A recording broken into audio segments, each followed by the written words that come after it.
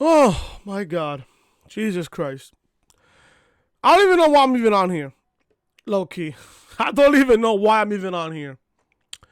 I decided to give you guys Raw review today on Tuesday instead of yesterday on Monday. The reason why I decided to give you guys the review today was because last night I fell asleep during the last half hour of Monday Night Raw. I legitimately fell asleep. I was so comfortable in my bed watching Monday Night Raw. I'm like, you know what? If I fall asleep and I miss the end of Monday Night Raw, so be it. I guarantee you I wasn't going to miss anything to begin with. What was the best part of Monday Night Raw last night? The Shayna Baszler, Becky Lynch sit down last night on Monday Night Raw. That was the best part of the entire show. Oh yeah, and by the way, Brock's attack on backstage and on the announce team, that was good. That was good. Outside of those two things, what was so good about the show? What was so good about the show? Honestly, I want to sit here and play Call of Duty right now, but I'd rather just sit here and give you guys this review so I at least get an upload in. Because I know I'm going to review AEW tomorrow, NXT on Thursday, Friday on SmackDown, and the podcast maybe on Saturday, maybe Sunday. I don't know, because I might be in Jersey this weekend, so I might not even give you guys a podcast this weekend. Or I might just have Saturday's episode recorded and then just give it to you guys early Saturday before I go to Jersey. I probably might just do that. Monday Night Raw, terrible. Outside of those two things that I just mentioned, what was so good about the show? This show is goddamn fucking awful. I'd rather just sit here last night, watch the fucking Cowboy Giant game, than watch this fucking 3-hour show that is Monday Night Raw last night. What was so good about the show? I would just love to know. People on social media want to defend garbage. If you got people like me and JD and fucking everybody else in the community that's telling you, stop defending garbage. Stop defending garbage. You're not getting paid by Vince. You're not going to get fucking recognized by a superstar on Twitter. You're not getting none of that shit. You think Vince cares about the fans now? No, he doesn't. He doesn't give a shit. He really fucking doesn't. In my honest opinion, this show was god-awful. It's fucking awful. Outside of Brock's attack, and then Shayna Baszler and fucking Becky Lynch fucking gave me fucking chills. Outside of those two things on the show tonight, what was so fucking good? I'm gonna sit here and mention the fucking Saudi Arabia extension that Vince did early yesterday. I'm gonna say this right now. If you're against making money, don't watch your product. It's just that simple. At the end of the day, Vince has to make his own money. And that I respect. I'm not going to be against making money, nor will I ever be against making money. This company has to make money. The fucking stock value went down 5% yesterday. Went down 5%. Of course they're going to fucking extend the deal with the general thing of fucking Saudi Arabia. Of course they was gonna fucking extend it. Of course they was. It's all about the money. It's all about the money, folks. Do I want the superstars to go back to Saudi Arabia? No, I don't. In my opinion, I don't. But Vince, at the end of the day, has to make his money. At the end of the day, Vince has to make his money. So people on social media want to be like, Vince is only doing it for the money and shit. He has to. It's his company. It's his business. Of course he has to do this for the money. He has to. If you're against making money, guess what? Don't watch the product. You know how people say, oh, if you don't like it, don't watch. If you don't like the fact that Vince is making money in this situation, don't watch the product. It's just that simple. At the end of the day, Vince is just there to make his money. That's it. So don't worry about it. We're going to get those shows. Yeah, but the shows is going to fucking ruin the fucking current product right now that we're getting on TV every single week with Raw and SmackDown. What made you think SmackDown was so good on fucking Friday night? It was the best SmackDown of fucking 2019. It was the best episode of SmackDown in 2019. That's just fucking fact. But we're not going to go over everything here on Monday Night Raw tonight because I don't want to even review the show. But I'm just going to do it just for you guys so you guys can have some content on the channel. Anyways, if you guys don't know who I am, I'm your boy Chris. Thank you guys so much for tuning back into the channel on this, well, it is Tuesday, November 5th, but I'm reviewing this for your Monday from last night. From Monday, November 4th, 2019. Thank you guys so much for tuning back into the channel. If you guys thought that Raw was completely fucking garbage and a waste of everybody's time, hit the like button, please. Smash that like button as hard as you possibly can. Also, leave a comment down below what you guys thought of Raw last night. Raw was fucking garbage for me. A waste of fucking time. I fell asleep. I missed the entire Rollins Adam Cole main event for the NXT Championship. And I knew in the back of my head, yeah, this match could either be a no contest, a fuck finish, or Cole legitimately pins Rollins, which I don't really see that happening at all. Although Cole is fucking amazing. Still, I wasn't going to expect Cole to pin Rollins there, so. And on top of that, I wasn't going to expect Rollins to beat Cole on a fucking main roster show for the NXT Championship. No. Fuck that. Also, if you guys are new to the channel, also be sure to show your support by hitting that subscribe button down below and turn on those bells, guys, for all notifications. Episode 62 of the Reality Podcast is live on the channel right now. Why Brock Lesnar versus Cain Velasquez was so short at Crown Jewel. I gave you guys the news on that. Amongst any other news I gave you guys on the podcast there on Saturday. This video will be in the annotation above that you see in the upper hand corner of your screen. Also, check out SmackDown Live Review as well, left on the channel right now. Was this the best SmackDown of 2019? You're damn right. You're damn right. Link to SmackDown Review will be in the annotation above that you see in the upper hand corner of your screen. This is the official home of the Reality Podcast, so make sure you're following me on social media, Twitter, Chris from Long and Snapchat, Chris was hated. And like I said, folks, if you guys are enjoying the content so far, if you like what you see on the channel, show your support. Subscribe to the channel if you haven't already, and turn on those bells, guys, for notifications. Let's begin Monday Night Raw review from the Nassau Coliseum in Buffalo, New York. One thing I gotta say about this fucking crowd, one thing I gotta say about this Raw last night, this crowd in Buffalo completely fucking sucked. It was just dead all night. Listen, if you're not going to cheer, if you're not going to sit there and just cheer your ass off, why the fuck are you paying money to be on this show to begin with? Why are you even on the show to begin with? Do I regret selling my fucking WrestleMania tickets? No, I don't. I don't regret it. Especially from what I heard that around that time where fans were stranded and shit, no Ubers wanted to go to MetLife, and it was pouring for the next 4 hours. I had friends that were stranded at MetLife Stadium that night at WrestleMania. But anyways, I thought about going to Raw, but I'm like, it's in Buffalo. Nah, I'm alright. I'll stay home. Anyways, Raw tonight. Raw opened in the parking lot with 3 black SUVs pulling up to the arena. Out steps Triple H of the first car, then he walks to the second and tells whoever is inside to wait. The fans already chanting NXT. Triple H walks into the arena as the intro plays. We get Paul Heyman and the WWE Champion Brock Lesnar making their way to the ring, and the Beast means business.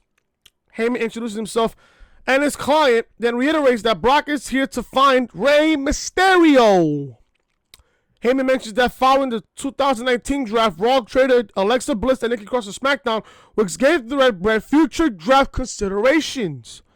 So as of now, Brock Lesnar's contract has been given to Raw, but that does not mean Seth Rollins can go to SmackDown, nor can Roman Reigns come to Raw. It means that Brock is different.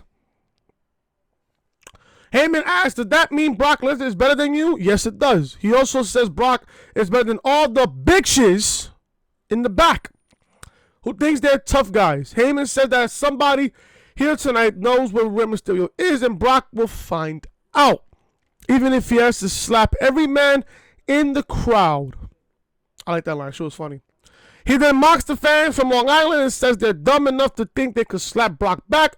He gets back to Mysterio and says someone will give up Rey because otherwise Brock is going to turn the arena upside down in order to find him.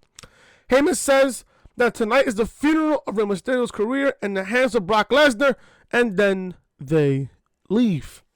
We head backstage to see Brock walking around screaming for Rey. He grabs a nearby stagehand and slams him on the table.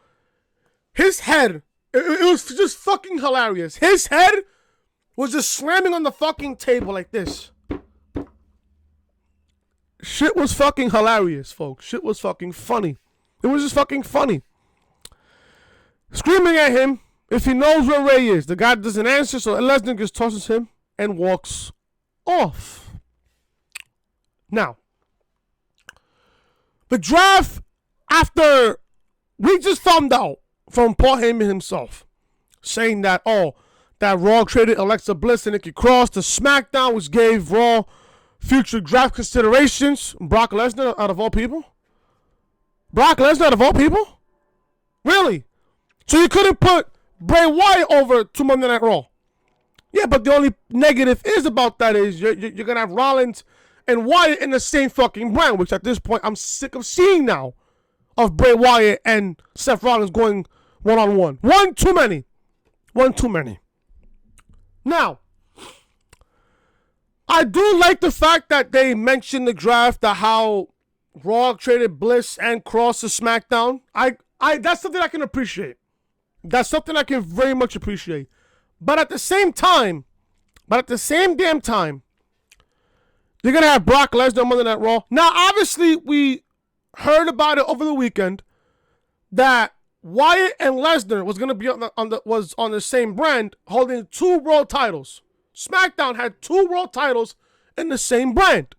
Now, news broke, I believe, on Saturday that Brock was going to go to Raw and Brock was going to take the WWE Championship with him. So Brock takes the title over to Raw. So Raw now has ownership of the WWE Championship, and SmackDown is in ownership of the Universal Championship that Bray Wyatt is currently holding. Now, do I like that move? No. I don't like that move at all, and I'll tell you why. Crown Jewel, when Wyatt won the Universal Championship, he could have won the title and went over to Monday Night Raw. It went to Raw. That wasn't even a fucking case at this point. That wasn't even the case. So Brock went over to Raw. Yeah, the move had to be made. Yeah, I get that. The move had to be made because you don't want SmackDown having 2 world champions fucking up the entire fucking aspect of the fucking draft. Which that I understand. So Fox got what they wanted with Brock being on the first episode. He won the title. Now he's on Monday Night Raw. But why is Brock going after Rey? What did Rey do to gain a WWE Championship match? What did Rey do? Now, obviously, we found out later on the show that we're getting a Brock Lesnar Rey Mysterio match at Survivor Series for the WWE Championship. Really? So we're not getting, don't get me wrong. Brock and Rey sounds like a dream match of fucking some sort. Maybe Rey wanted that matchup. Maybe Brock wanted the matchup. I don't know. But at the same time, I'm kind of happy that we're not getting Brock versus Wyatt versus Cole at Survivor Series. Because I'm here thinking this, and also I know some people are thinking this as well. If you're going to book a Brock Lesnar, Bray Wyatt, Adam Cole triple threat match at Survivor Series, who's going to be the one taking the pinfall? Adam Cole. Cole's going to be taking the pinfall. So you don't want that. You don't want Adam Cole, your future of this company, to be pinned here as the NXT champion. Because how will he look going into NXT the following week? How's he going to look? Not that good, right? So I don't mind them not booking a triple threat match, but at the same time, I want Rey Mysterio to gain an opportunity. You can't just give it to him. Make him earn it. Oh, Brock needs a contender for Survivor Series. Simple. You book it like a triple threat or a fatal 4-way with the winner facing Brock at Survivor Series for the WWE Championship. Now, some matches on Survivor Series card will have champion versus champion. I don't mind having the two world champions, the Universal and the WWE champion, having a champion versus champion match. I don't mind that. We see it the last 2 years.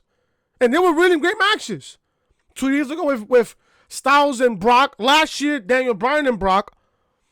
I don't mind it that it's not being champion versus champion this year. I don't mind it at all. I don't really mind it. I really don't mind it at all. But then again, you got to ask yourself, and I thought about this last night, when the Rey Mysterio Brock Lesnar match was for Survivor Series was official, what's Bray Wyatt doing at Survivor Series? What's Bray doing at Survivor Series? What's The Fiend gonna do at Survivor Series? I don't know. But if I'm booking this right now, if I'm booking Bray Wyatt for Survivor Series, I would have him there, but I wouldn't have him defend the championship. I wouldn't. At this point, the Universal Championship does not have to be defended at Survivor Series. It doesn't have to be. It's not needed to be defended. Your Survivor Series card is already looking stacked with NXT being involved. It's already looking stacked. It's already there looking stacked. So let's just see. So we're back live, and Brock is terrorizing more people backstage. And this time the guy says he thinks Ray is in a black car over that way. Brock walks over and rips the car off the door and yanks the guy out by the leg. It isn't Ray, so Brock angrily breaks the car door and stomps off. I guess. I don't really know. I guess. So we got the Kabuki Warriors. Give me a second here. So we get the Kabuki Warriors going in a tag team match against Natalya and Charlotte Flair in a non-title match. Can I ask this question? Can I legitimately sit here and ask this question? Why is Asuka tapping out? And on top of that, why are your champions losing on live television? Why are your champions losing on live television? Can I just sit there and ask that question? Asuka was undefeated. For, I believe, more than 2 years in NXT.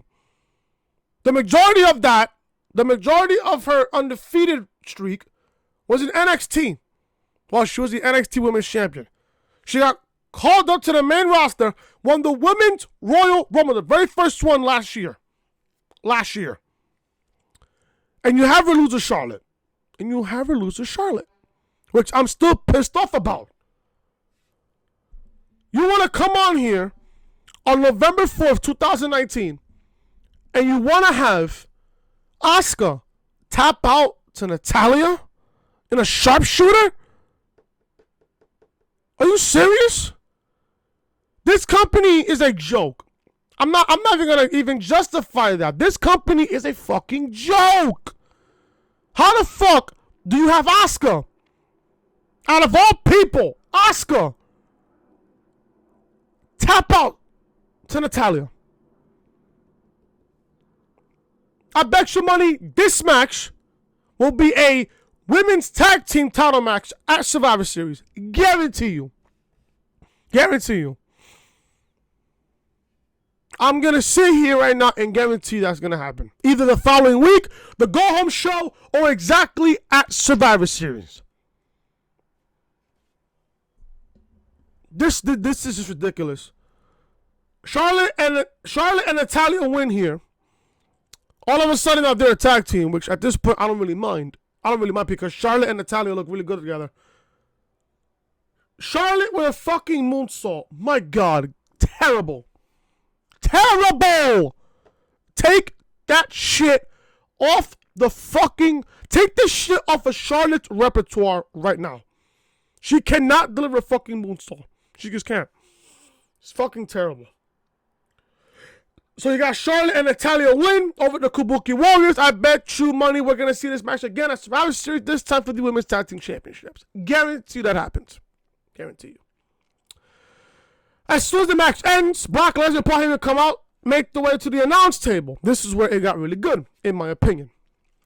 Heyman has a microphone, and he asks the announcers, where is Rey Mysterio? He asked the King, where Ray is and says if he doesn't answer, he will release the beast on you. And this time, if the king dies, nobody will resuscitate him. I find that to be completely fucking savage out of fucking Paul Heyman. Hilarious, but at the same time, I mean, some people thought it was funny. I thought it was just straight savagery. Just fucking savage. One thing I love about Paul Heyman is that when he's on the microphone, you stop what the fuck you're doing and you listen to the man talk. I love Paul Heyman. Listen, he's a fucking fantastic promo. He really is. A great promo. DIO Madden then gets up in the face of Brock Lesnar, who knees him, delivers a few forearms, then picks him up and hits an F5 to the announce table. Lesnar and Heyman take the title and are about to walk off when Rey Mysterio comes running out with a steel pipe and starts beating Lesnar. He beats him in the legs and back, then grabs the WWE Championship and hits Brock in the head with it, sending him rolling down the ramp. This was good. I'm not going to lie to you. This was a really good thing. Good segment here. Not going to lie to you. Brock looks more like a savage here. Heyman looks more like a fucking savage in his fucking promo work. And then you got Rey Mysterio hitting Brock Lesnar with a lead pipe. Now, I don't mind this, but at the same time, it wasn't needed. I would have had Brock Lesnar search for Rey throughout the entire show. Why is Rey Mysterio coming out at almost the 9 o'clock hour? Have Brock Lesnar look for Rey Mysterio more. Have him look for him. Have him look for him. That's something I don't mind. But at the same time, it could have been done a lot better. I mean, don't get me wrong. Brock's attack on DIO Madden was good. It looked good. It looked good. It made Brock look like a complete fucking beast. And a savage at the same time. But him having Rey attack Brock, that's something I wouldn't have had done. I would have had Brock look for Rey Mysterio more and more and more throughout the entire show. And then eventually we'll get Brock and Rey going at it, and then we get the announcement for Survivor Series. That's how I would have done, but it was still good. It looked good at the end. We see the video from during the commercial in which Brock Lesnar tried to get to his feet and make his way up the ramp, but could barely walk. Now, the one thing about Brock that I love so much about Brock, and people will not even admit this at all, Brock's selling is just fucking amazing. And I said this before many, many times. I know you people hate Brock Lesnar, but when you put Brock Lesnar in the ring against a smaller guy than him, he's going to sell his ass off. Look at the matches that he had with fucking Cena and Rollins and AJ and Daniel Bryan and Finn Balor. Look how those matches turned out. Especially at Survivor Series the past 2 years. Brock versus AJ. That was match of the year back in 2017. That was the match of the year, in my honest opinion. Brock Lesnar versus Daniel Bryan last year. Match of the year worthy candidate last year. Can you imagine Brock and Rey Mysterio at Survivor Series? Brock's going to sell his ass off. Brock is going to sit there and sell his ass off. Yeah, sure, Brock is not on TV that often, but at the same time, you put Brock Lesnar in the ring against a smaller guy than him, he's going to sell his ass off. Not only he's going to sell his ass off, he's going to make the match a lot better. Trust me on this. You got to watch out. Pay attention. Pay attention. I want you guys to do your homework real quick. Go to the network. If you guys have the network. I mean, I'm pretty much sure you guys have the network. Go to the network. Watch Brock Lesnar versus AJ Styles from the 2017 Survivor Series. And watch Daniel Bryan versus Brock Lesnar from last year's Survivor Series.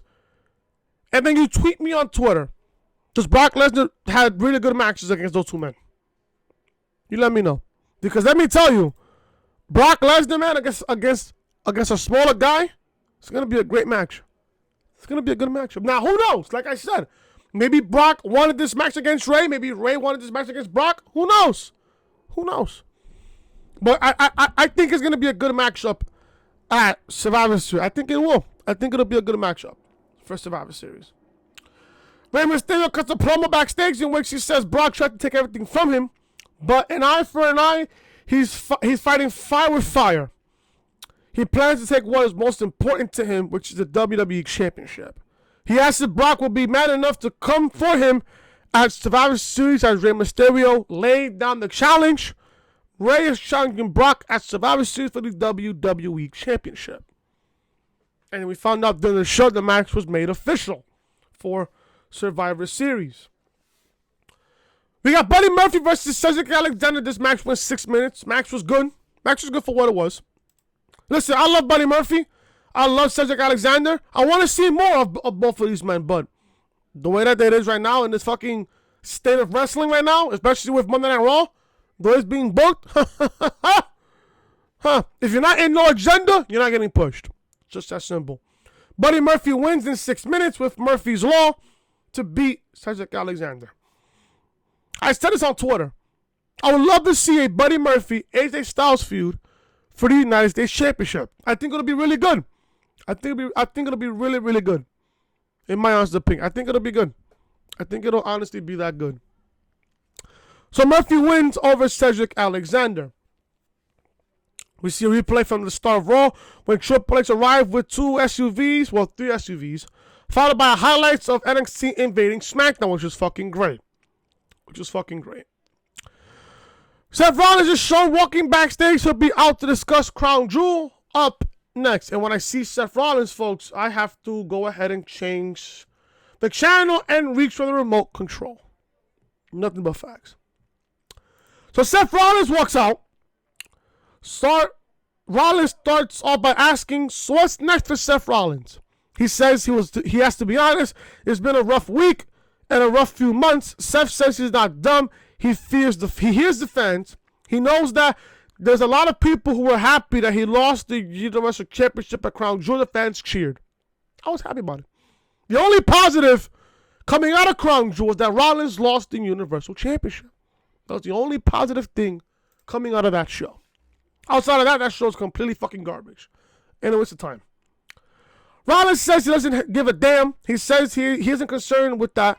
What does concern him is that The Fiend took the Universal Championship to SmackDown. What concerns him is that Brock Lesnar is back on Raw with the WWE Championship. The last thing I want to see is another Rollins-Lesnar match for the WWE title. That's the last thing I want to see on my fucking mind. What concerns him is that everything he worked for, an entire year of fighting to change the landscape of this company, to take the title from Lesnar, and to be a fighting champion who gives people like Baron Corbin and Braun Strowman an opportunity, has all been for nothing. Those matches were god-awful.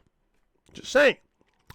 It feels like a waste. So what's next for Seth Rollins? He doesn't know. Seth says he's all about redesigning, rebuilding, etc., etc., etc. But he doesn't know if he has the energy. He doesn't know what's next. So all of a sudden, Triple H's music hits the PA system, comes out, and gets into the ring to a loud NXT chant. Triple H asks Seth, real thickery, you don't know what's next. He says every time Seth is directionless, they seem to cross paths. And a wise man said that it's often best to walk backwards to go forward. Triple H said that Seth came to him and said he didn't know what was next, but shortly thereafter, he was the first ever NXT champion. He put the brand on the map. The next time Seth came to him and said he didn't know what was next, the Shield was born. When that came to an end, he came back to Triple H and became the WWE World Heavyweight Champion.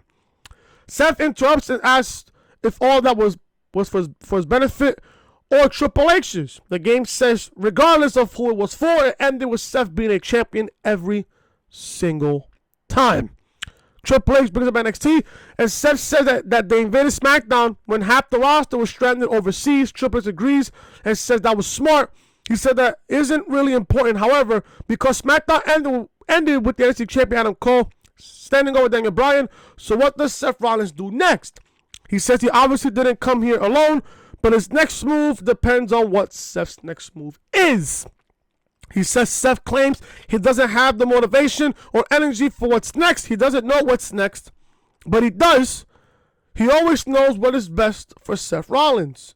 And he's either with him or against him. Then all of a sudden, Undisputed Era, Adam Cole, Roderick Strong, Kyle O'Reilly, and Bobby Fish come through the crowd and stand on the apron. Seth looks at the Undisputed Era and complicates the decision. But out comes the OC before he can make a choice. The OC chases off the Undisputed Era, and then Diamond Dijakovic and Damian Priest come out, start battering Styles, Gallows, and Anderson, R-Truth. Eric Rowan, Zack Ryder, Kurt Hawkins come running down to make the save. The segment ends with Seth leaving the ring and walks to the back. This was an interesting segment. This really got my eye. This got my attention. What is next for Seth Rollins? What is next for Seth Rollins? I don't know. No one knows. Seth has done everything on Raw. I'm here thinking that he was going to turn heel on this specific night. It would have been perfect if Rollins turned heel on this specific night. But I don't know. I have no idea what to do here with Seth Rollins. I don't even know right now how to book Seth Rollins as of right now. I don't know. I really don't know. But one thing is for sure. Something's bound to happen with Seth Rollins. Now, I was thinking to myself, and TM also thought about this as well. What if Seth Rollins went back to NXT? Yeah, sure, it would make them look desperate over the ratings war with AEW. It would make them look completely fucking desperate. Oh, NXT's not hitting ratings right now. AEW's killing NXT in the ratings. What does NXT have to do to gain an advantage in the ratings war against AEW?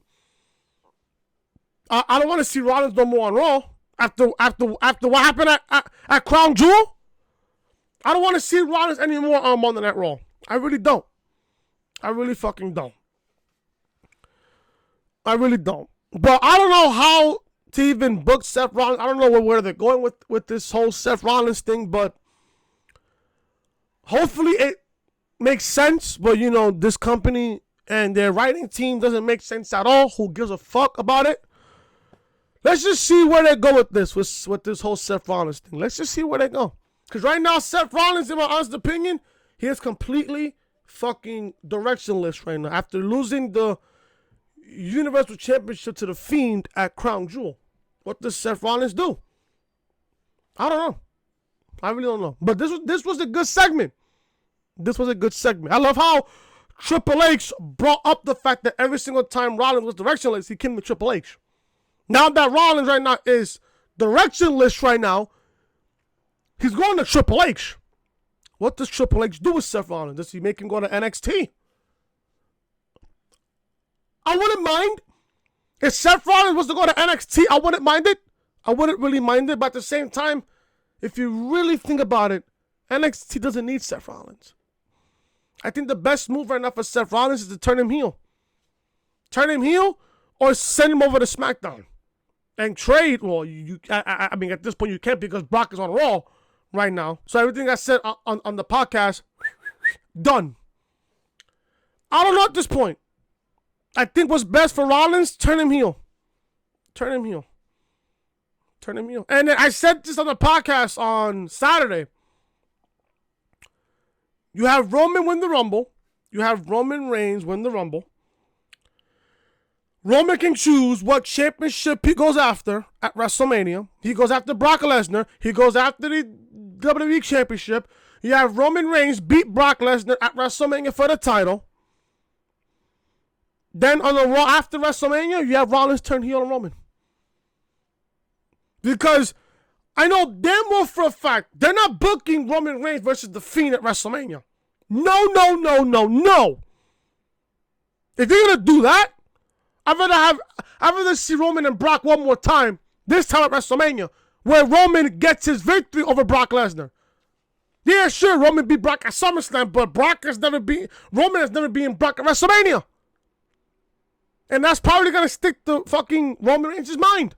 Now, I know I'm fucking off topic here, fucking Roman Reigns, but that's why I'm booking this between now and WrestleMania. I would have Roman Reigns win the Rumble. Yeah, it may fucking sit there and make me sick and make everybody else sick, but this is bound to happen. This is bound to happen. Roman's gonna win the Rumble. He's gonna go to Raw, face Brock at WrestleMania for the WWE Championship, have Roman Reigns beat Brock Lesnar at WrestleMania for the title. Next out on Raw, Rollins turns heel. There you go. Or maybe Rollins turns heel before WrestleMania. Or maybe Rollins turns heel before the Rumble. Who knows? Only way I'm booking Seth Rollins here, turn him heel. That's it. Turn the man heel. Because obviously Rollins right now as a baby face is not working. It's not working. Especially after SummerSlam. What you did at SummerSlam was good. What you did at SummerSlam was good. Now you got to turn him heel. You have to turn him heel. If Finn Balor can go back to his past and turn heel, Rollins can do the exact same thing. Turn Rollins heel at this point. That's the only thing you can do. Turn him heel. Turn him heel. We're back and Triple H is walking backstage on his phone. Seth Rollins walks up to him and he says that Triple H wanted to light a fire under his ass. He's done it. But he's not Daniel Bryan. He's better than Daniel Bryan. No, you're not. No, you're not. And he won't be coming to NXT as a former champion. So how about he faces Adam Cole for the NXT Championship tonight? Triple H agrees. So we're getting a main event between Seth Rollins and Adam Cole for the NXT Championship. Now, people were just thinking, oh, Rollins is going to win the title. Why the fuck would Seth Rollins win the NXT Championship on this episode of Monday Night Raw? No. Yeah, sure. I mean, you give me Rollins and Cole, yeah, it could be match of the year worthy, but after what we got, from what I've heard, I mean, I fell asleep watching the main event. I fell asleep. So I missed the entire main event. So we'll see what happens. We get Sin Cara and Catalina go up against Andrade and Zelina Vega in a mixed tag team match. Really? Again? For real? Seriously? Again? Who writes this shit? Zelina Vega and Andrade win. I'm not even going to go over everything here. Just know Zelina Vega and Andrade wins. Who gives a shit? We see a replay of the King's Court from last week featuring Rusev and Lana. Rusev is walking to the ring to issue a challenge to Lashley next. Rusev is in the ring when he comes back. He says he is certain everyone will agree with him when he says tonight will be the end of all of this dumb drama. I hope it is. He says he isn't here to talk crap about his soon-to-be ex-wife, even though he could. He wants Bob Lashley. He says Lashley can have Lana if she wants, but your ass is mine. So Lashley comes out with Lana and he's on crutches. This was the part of the show where I wanted to literally not watch the rest of the show and not review the show. Lashley says that he is not medically cleared to fight tonight. This past weekend, he suffered a debilitating injury. He tore his groin. But he didn't do it at Crown Jewel. He did it while performing with Lana. Lana kisses him and says that Rusev doesn't want to hear about their sex life. He wants to fight. And while Lashley can't compete tonight, they know someone who can and will kick Rusev's ass. So, you mean to tell me that last week, during the King's Court last week, Lana called Rusev a sex addict. He wanted to have sex every single day, every single night, in the kitchen, in the bathroom, in the living room, in the attic, at WrestleMania, everywhere. So Lana calls Rusev a sex addict last week. This week, you have Lana brashing and talking shit, and she's just talking about her sex life with Bobby Lashley and that she technically broke his penis and shit. I thought that Rusev is a sex addict. Yet you want to talk about your sex life with fucking Bob Lashley. Can I ask where in that shit makes sense? Can I ask where in the blue hell does that make sense? Yeah, I heard a report on the weekend that Bobby Lashley wants to be the next Val Venus. listen here, bro. Bobby Lashley, if you're even watching this, Val Venus has more charisma in his towel. His towel has more charisma and gets more pussy than you ever will be combined. Val Venus has more charisma in his voice and his fucking promos. Remember back then when fucking Val Venus had fucking sex videos and shit? Back then? Listen, not even that. Val Venus has had more charisma in his fucking entrance music and in his fucking entrance video than Bobby Lashley does. No cap. I mean, can anybody sit here and agree with me on that? Like, what's there to fucking disagree on? For real. What is there actually to disagree on? For real. No cap, for real. So they bring in Drew McIntyre, and at this point, I didn't even watch the show. I didn't even watch the fucking match. I didn't even go watch the fucking match. I took a shower, I came back, the match was already done. So we get Rusev and Drew McIntyre. This match ended by no contest. Rusev went back to qualification. As soon as Lashley came out, this shit, Drew McIntyre shook his head and walked off. I feel you, bro. Mr. Drew McIntyre, I feel you. Inside the ring, Rusev turns the tables and beats on Lashley. Rusev limps the crutch when all of a sudden Randy Orton comes in, hits an RKO to Rusev out of nowhere. The announcers say it's because they were together on Team Flair. Orton stomps Rusev until out comes Ricochet. He pulls the rope down to sucker Lashley out and jumps over Randy and hits a big kick. Ricochet hits a baseball slide to Lashley and Lana, knocking them both down. Ricochet helps Rusev up, and they stand together, staring down the heels. Ask me if I care. Do you care? Should I care? No. There you go. Who gives a fuck? So we got the best part of the entire show. The interview with Becky Lynch. Charlotte Caruso Bay is sitting down backstage with Becky Lynch. Charlie says Becky has been champion for a long time now, but she faces her biggest test of them all. A triple threat match at Survivor Series with SmackDown Women's Champion Bayley and NXT's Women's Champion Shayna Baszler. Lynch says she loves Survivor Series because everyone is on edge, looking over their shoulders. Nobody knows better than her that it's an opportunity to step out and make a name for yourself. The NXT Women's Champion all of a sudden comes in, and at this point, I'm getting fucking chills just by even watching it. The NXT Women's Champion comes in and tells Charlie to leave. Shayna sits down across from Becky and says she's waited a long time to meet her face to face. She says everyone says Becky is a shining example of the talent that comes from NXT. She then says she is friends with Ronda Rousey, trains with her, but she's not Ronda Rousey. She won't take Bayley lightly, but she came here to tell Lynch that she will pin her and tap her out. And all she has to do between now and Survivor Series is to worry about which limb will belong to her. Chills, buddy. Chills! I got chills. Lynch leans forward and smiles.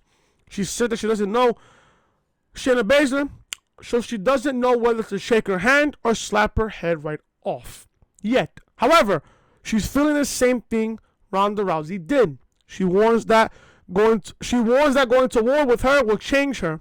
She promises to beat Shayna and Bayley at Survivor Series and proves who's the baddest woman on the planet really is.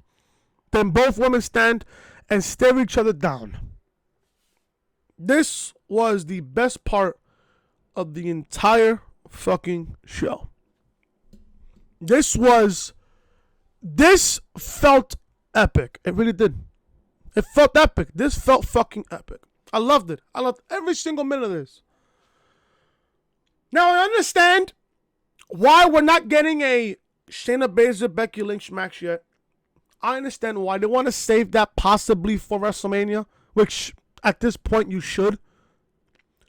But I'd rather start this build between Shayna and Becky at SummerSlam. I'd rather start this now. Because you want to build this long term. If you're booking Shayna versus Becky at WrestleMania, you can start this now. And it can bleed into January, bleed into the Rumble, and then it'll bleed itself into WrestleMania. But a triple threat match between Becky, Bayley, and Shayna Baszler for Survivor Series? Sign me up. Take my money. This is going to be good. This is going to be really, really good. And I can't wait. This is going to be fantastic. This is going to be fucking fantastic. The OC comes out. I really want to go over this. I really don't. I'm just not even going to go over it, but I'm going to anyway. The OC come out and AJ Styles tells the fans that he isn't in the mood. So they need to shut up. He says the fact that Gallows and Anderson are the best tag team in the world and their trophies at ringside to prove it. Who cares? Another fact is that he is phenomenal and he is United States champion. That is a fact. And another fact is that they do not give a damn about NXT. So if any superstar from NXT steps foot in the ring again, they'll make sure they don't leave Orlando. You mean Buffalo? You mean Buffalo? No, you mean Long Island. Long Island. Long Island. Who gives a fuck? AJ says fucking Orlando. It's Long Island where they're at. The Street Profits come out. Oh yeah, and by the way, the intro, I completely fucked up. It is in Long Island, New York. It's not in Buffalo. Buffalo is on SmackDown on Friday. Buffalo, New York. There you go. Street Profits come out with Humberto Carrillo. Montez Ford says the OC is clearly feeling themselves tonight. He mentions that the trophy is at ringside and it says, "Aww." He calls them the best tag team in the world, but Dawkins says, how can that be the case when they weren't in the turmoil match? Not to mention they beat Gallows and Anderson 2 weeks ago. Good point. Good point. Who cares? Okay. Anyways. Not to mention the big Gallows and Anderson 2 weeks ago. Ford says he can't say that. He's not allowed to. However, Humberto Carrillo should. So he does. AJ tells him to shut up. Or he'll do it for him. Ford instructs Carrillo to say it again in Spanish. And AJ responds with, what the hell did he just say? He told you shut up in Spanish. Cállate. Cállate in Spanish. Dawkins said that AJ is mad at Humberto because mothers love to swipe right on them dimples. And at this point, just got fucking cringe. Ford says tonight isn't about swiping right, it's about swiping left on the OC because they want to smoke. They make the way to the ring for a huge, well, not really huge, 6-man tag. The OC win here. Styles on the apron and looks Carrillo back, knocks Carrillo back, and goes for a phenomenal forearm. But Carrillo avoids it. Carrillo looks for Hurricane Rana, but AJ reverses it into a powerbomb and pins him with his feet on the ropes for the win. Who gives a shit?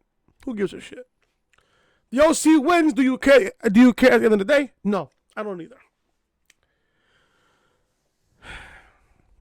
We got the Viking Raiders against the East Hampton Polo Boys. Again, you're having the Viking Raiders as the Raw Tag Team Champions, and you're having them in the ring against fucking jobbers. Again, on Monday Night Raw. At this point, I'm starting to not care about the Warriors' tag team title reign. At this point, I don't care. Warriors win. Do you care? Do you care? After the match, Eric grabs a microphone and says they stand here as men, bold enough to admit they suffered defeat at Crown Jewel. He congrats the OC and says they've been crowned the best tag team in the world. Ivar says victory is often just survival. So Gallows and Anderson should thank the gods because they may have won the battle, but nothing stops the raid. I thought they was going to say because they may have won the battle, but not the war, because you can't say war on television. But then again, you got the Kabuki Warriors on Monday Night Raw. So Ivar says victory is often just survival. So Gallows and Anderson should thank the gods because they may have won the battle, but nothing stops the raid. Sounded good. They sounded good. Not gonna lie to you. They sounded good here. Sounded good. But at the end of the day, who cares? Who cares? Finally, guys, main event, thank God. How long were we in? 50 minutes in this review. Adam Cole versus Seth Rollins for the NXT Championship. According to my notes here, I did not watch this fucking show, but I do have it on Ringside News app here on my iPad. Rollins wins by disqualification. So Adam Cole retains the NXT Championship. From what people told me, and I saw it on YouTube, the match felt forced. The match felt forced. I don't know how you guys felt it, but I felt that the match felt forced. It was rushed too, in my honest opinion, although they went almost 20 minutes. The match felt forced. And a bit rushed at the same time, and a bit rushed. Undisputed Era beat on Seth Rollins into the OC, Ryder and Hawkins, Ricochet, Rowan, and more coming running down.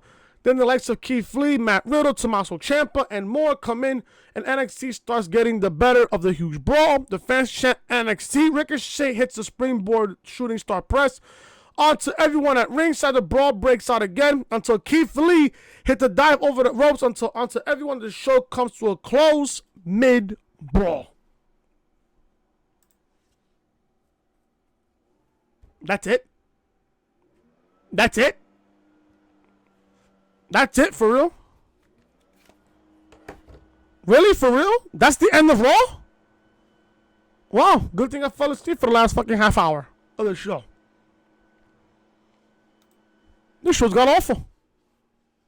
This show has got awful. Now, by the time this video is up on the channel, the ratings should be out already by then. So let's see how Raw did on the ratings on Raw last night. The ratings should be out by later on today at some point. This show is terrible. This show has just got awful. God awful. I don't know what else to tell you about this show. And by the way, and I forgot to mention this, if you enjoy this Lana, Bobby Lashley, and Rusev sex storyline, you're the biggest fucking virgin in this entire fucking community. If you enjoyed this type of garbage, I swear to God, on everything that I love, you're the biggest fucking virgin in this fucking community. No fucks given whatsoever. Now, before I leave here, I'm going to give my prediction on how Bray Wyatt will be booked for Survivor Series. Now, as you guys know, Rey Mysterio will go one-on-one with Brock Lesnar at Survivor Series for the WWE Championship. I asked the question, what is The Fiend doing at Survivor Series? There's only one thing and one thing only that I will have The Fiend do at Survivor Series. This may be, in my honest opinion, I don't know how you guys feel about this, but in my opinion, if this does happen at Survivor Series, if they start booking this specific match starting this week, I think this will be a big, big thing. I am booking, as of right now, and I mentioned this to Cyrex, and I told Cyrex to send this to JD to see what does he think of this. I would have The Fiend go one-on-one with The Undertaker at Survivor Series. And I'll tell you why. There's a reasoning to this. I sent this to Cyrex last night so he could send it to JD. Now, I said this. I have it on my notes right here. I have it on my notes on my phone right here.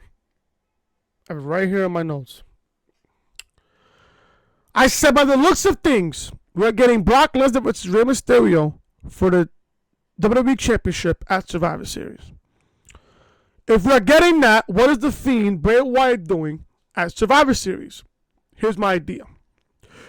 Remember when Bray Wyatt had the Firefly Funhouse on Raw when it was at MSG back in September? And he had a clock where it switched from 3:16 to 11:19. What if we get The Fiend versus The Undertaker at Survivor Series, and The Fiend is the guy who officially retires The Undertaker for good? This company can't duplicate what they did at WrestleMania 33, where they had The Undertaker take off his jacket, his hat, and his gloves. People made it seem as if he was retiring. We never got that. We never got the meaning on why The Undertaker did what he did after his match against Roman Reigns at WrestleMania 33 2 years ago. Plus, Wyatt can get his win back from their match at WrestleMania 31 back in 2015. If you really think about it. And on top of that, Bray Wyatt and Luke Harper, to add on to it, Luke Harper and Bray Wyatt lost to The Undertaker and Kane at the 25th anniversary of Survivor Series. No, on Taker's 25th anniversary 4 years ago at Survivor Series in Atlanta. So if anything, this comes whole full circle here. And on top of that, Luke was the guy that's in charge of the Firefly Funhouse. Triple H and The Undertaker. So I think it'll come full circle. Would I book this match for the Universal Championship? No. At this point, I wouldn't even book Taker and Wyatt for the Universal Championship. It's not really needed to be defended at Survivor Series. I wouldn't even have that matchup booked for the world title at Survivor Series. I would just book it simply one-on-one. Simply one-on-one. If Wyatt beats Taker, Taker's career is over. Taker's career is over. Taker doesn't need a world championship in this point of his career. He doesn't need it. He doesn't even need it. How would that be, though, for Wyatt's career to skyrocket? I think, in my honest opinion, if Bray Wyatt was to be the guy to retire Taker, does this save Bray Wyatt's career? I think so. I think it does, in my honest opinion. I think so. But nobody is never, ever going to forget what happened at Hell in a Cell. Nobody will. I think, in my honest opinion, if they book this match at Survivor Series between Wyatt and Taker, or should I say The Fiend and The Undertaker, not only this could be good for Wyatt, this could be good for his career. Because The Fiend, Bray Wyatt, is this generation's version of The Undertaker. Remember how people were scared of Taker when he first made his debut back in 1990 at Survivor Series? People were scared. People were legitimately scared. Remember when Wyatt made his debut at SummerSlam against fucking Finn Balor? People were scared. People were legitimately scared. What if Wyatt is the guy that retires Taker at Survivor Series? And like I said, you can't duplicate what you did back at WrestleMania 33. That would never be duplicated. For as long as I'm living and breathing, this should not be duplicated. Wyatt is going to be the guy that retires Taker at the pay-per-view that Taker made his debut on. Survivor Series. I think that would be a big thing for Bray Wyatt come Survivor Series. It's going to be at a point where if Wyatt is the guy that retires Taker, his career will be so skyrocketed to a point where he can never go down. And don't get me wrong, Taker is the greatest of all time, in my opinion. Taker is the greatest of all time. I think this is his time to go.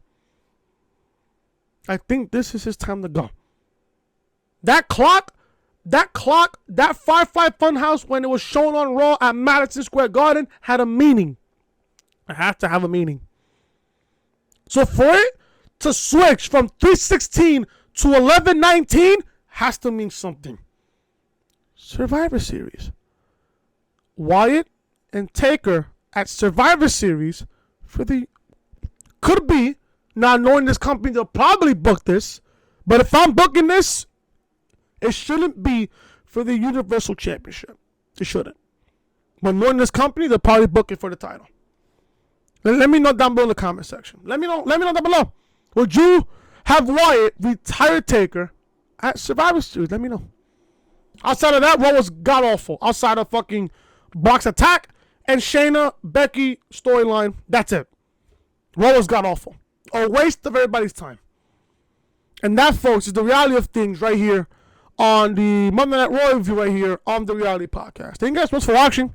If you guys enjoyed Raw review, hit that thumbs up. Leave a comment down below what you guys thought of Raw last night. Also, if you guys are new to the channel, be sure to show your support by hitting that subscribe button down below and turn on those guys for notifications. Episode 62 of the Reality Podcast is live on the channel right now, as well as SmackDown review from this past Friday. Link to both these videos will be in the annotation above that you see on the upper hand corner of your screen. Also down below in the description. This is the official home of the Reality Podcast, so make sure you're following me on social media. Twitter, Chris from Loring, Snapchat, Chris was hating. And like I said, folks, if you guys are enjoying the content, be sure to show your support by hitting that subscribe button down below. Turn on those guys for notifications. I'll see you guys tomorrow for AEW review. I'm going to cover AEW tomorrow. Sorry, it's already similar fucking layout. So you will get AEW review tomorrow and then NXT on Thursday. Friday on SmackDown review. Then Saturday, maybe Saturday, you guys will get episode 63 of the Reality Podcast right here on the channel. Till then, I'm Chris. Leave a like, comment, subscribe, share the video all over social media. I will see you guys tomorrow for AEW Dynamite review. Till then, I'm Chris. Talk to you guys later.